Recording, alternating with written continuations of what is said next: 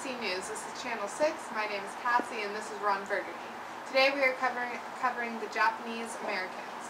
On February 19th, President Roosevelt made an Executive Order 9066. This means all Japanese Americans are to be placed in internment camps. Roosevelt claims that this will protect our national security and keep the Japanese from interfering with any of the United States' work in winning this war. Over to you, Ron. Thanks, Cassie. In other news, propaganda spreads that Nissan boats will put mines in the ports of America.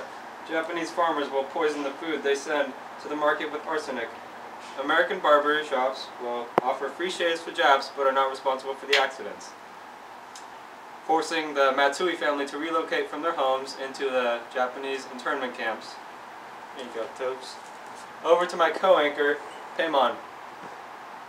December 7th, 1941, a date which will live in infamy.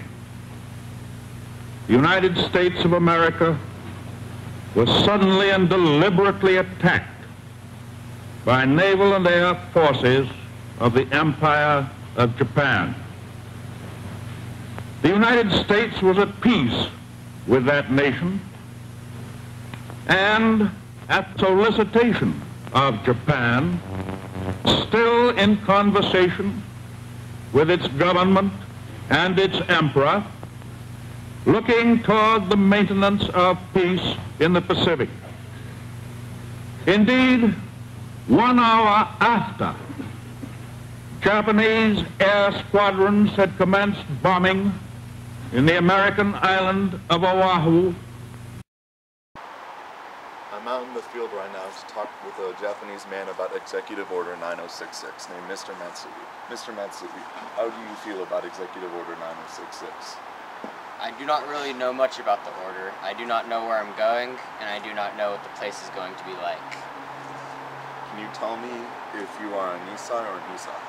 I was born and raised in America since I was born. My parents were full-pledged American citizens and served in World War I. Do you feel that this is fair for your people?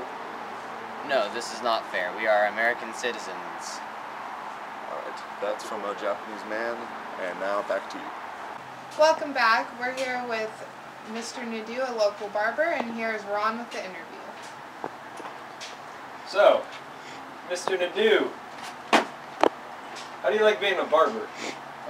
It's great. Easy money. Easy money? It's good. I see you're cutting someone's hair right now. Yeah. Is he a Jap? Yes, he is. Is one of them Japs? Yeah. Alright, one of them Japs.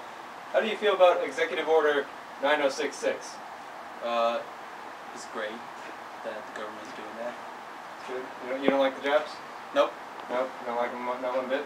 Not one bit. It's good. I see it. Alright, well. Is it true of the statement that American barbershops give free shaves for Japs but are not responsible for the accidents? Yes. Very true? Yeah.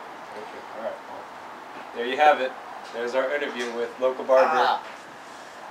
My ear! Not responsible for accidents. You carved my ear! More than 100,000 men, women, and children, all of Japanese ancestry, removed from their homes in the Pacific Coast states to wartime communities established in out-of-the-way places. Different relocation centers in unsettled parts of California, Arizona, Utah, Idaho, Wyoming, Colorado, and Arkansas. The Army provided housing and plenty of healthful, nourishing food for all. Their parents, most of whom are American citizens, and their grandparents, who are aliens, immediately wanted to go to work. At Manzanar, they built a lath house and began rooting guayuli cuttings. The plants, when mature, will add to our rubber supply. At Parker, they undertook the irrigation of fertile desert lands. Meanwhile, in areas away from the coast and under appropriate safeguards, many were permitted to enter private employment, particularly to work in sugar beet fields where labor was badly needed. Now, this brief picture is actually the prologue to a story that is yet to be told. The full story will begin to unfold when the raw lands of the desert turn green, when all adult hands are at productive work on public lands or in private employment. It will be fully told only when circumstances permit the loyal American citizens once again to enjoy the freedom we in this country cherish. Of course, we hope most earnestly that our example will influence the Axis powers in their treatment of Americans who fall into their hands. This has been another riveting episode on VEC. I'm Kathy. I'm Ron Burgundy. And I came on. See you next time.